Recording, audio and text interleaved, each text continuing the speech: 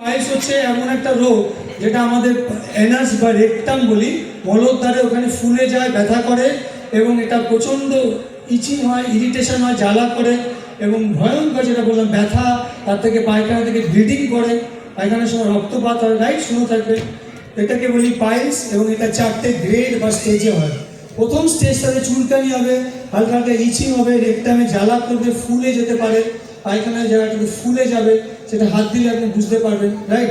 Next হচ্ছে এখানটায় আপনার গ্রেড 2, অর্থাৎ 1 থেকে যখন 2-তে আছেন তখন আপনার ব্যথাটা বেড়ে গেল, ফোলাটা আরও বেড়ে যেতে পারে। সেকেন্ড গ্রেডে আপনার ব্লিডিংও হতে পারে আর পেইনটা আরও বেশি বেড়ে গেল, আপনি বসতে গেলে আপনার প্রচণ্ড পেইন হবে। নেক্সট হচ্ছে 3 নম্বর গ্রেড 3, অর্থাৎ এগুলো সব একটা একটা করে বাড়ছে, অর্থাৎ আপনার পাইলসটা যত খারাপ হচ্ছে, সাংঘাতিক হচ্ছে। 3-তে যেটা হচ্ছে সেটা হচ্ছে আপনার মনে হবে যেন পায়খানা যে ফুটোটা আছে, এনাসটা ওইখান থেকে এরকম ছোট হয়ে গিয়ে একটা মাংসের পিণ্ড মতন হয়ে যাবে, একটা জাস্ট লাইক আ গ্রোথ, স্মল গ্রোথ, রাইট? এবং এটাকে গ্রেড 3 বলা হয়।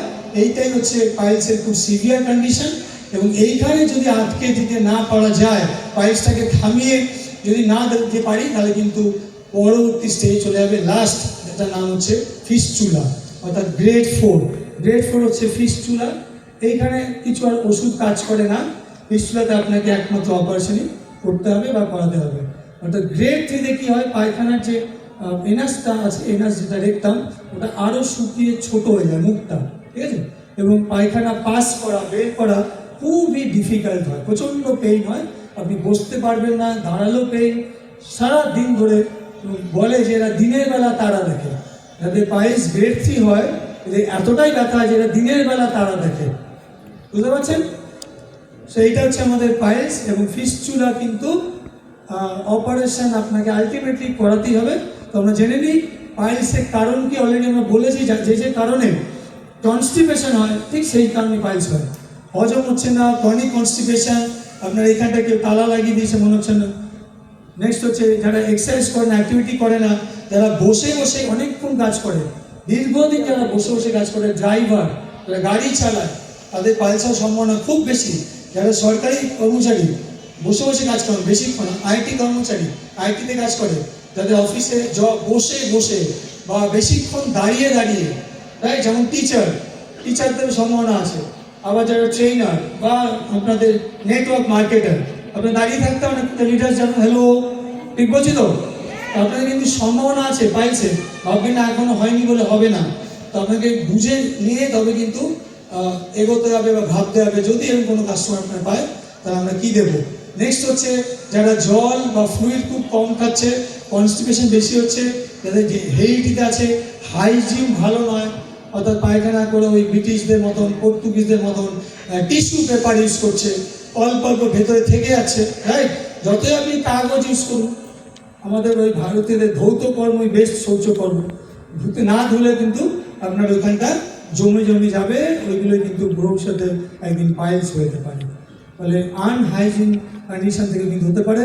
যারা ইভাকুয়েশনটাকে আটকে রাখছে, অর্থাৎ চাইছে ও জিনিসটা বেরোতে, কিন্তু আপনি চেপে রাখছেন, না আমি আজকে এখন করবো না, এখন আমি হাইলাকান্দিতে আছি, আমি পাথারকান্দিতে গিয়ে কান্দিটাকে ফেলবো, ভাবছেন হ্যাঁ আমি শুক্লাকান্দিতে গিয়ে জিনিসটাকে ডাউনলোড করবো, এখন করবো না, তাহলে হয়ে গেল, ব্যাস। আর কি, এখন আমি শিলচরে আছি, শ্রীভূমিতে গিয়ে আমি ভূমিতে ডাউনলোড করবো, তাহলে গেল, তাহলে আপনার ওই জমে যাবে।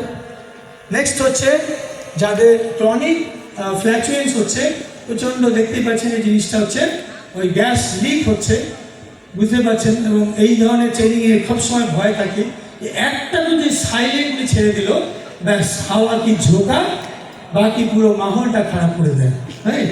একটা দিন দিলেই বুঝতে পারবেন, আমারও ট্রেনিং অনেকবার হয়েছে, এই তো বুঝে পাই না। আর এই একটা জিনিস পৃথিবীতে, আপনি খুন করে মানুষ স্বীকার করে, কিন্তু পার দিয়ে কেউ স্বীকার করে কেউ না। প্রধানমন্ত্রী নরেন্দ্র মোদীও না, আমাদের মমতা ব্যানার্জিও না, আপনাদের আসামের চিফ মিনিস্টারও মনে হয় পার দিলে কেউ জীবনে স্বীকার করে না।